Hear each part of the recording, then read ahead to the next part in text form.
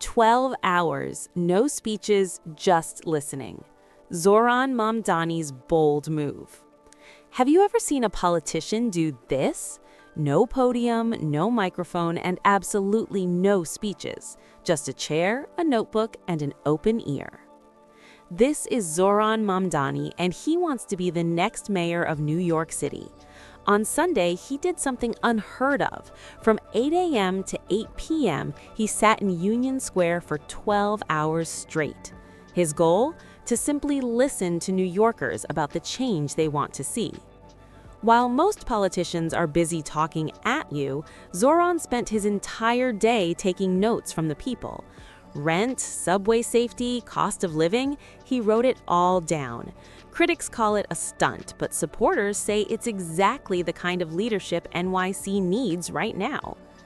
Is this the future of politics or just a campaign strategy? What would you tell him if you sat in that chair? Let us know in the comments and subscribe to FameFlash for more. Are you doing? Type them up.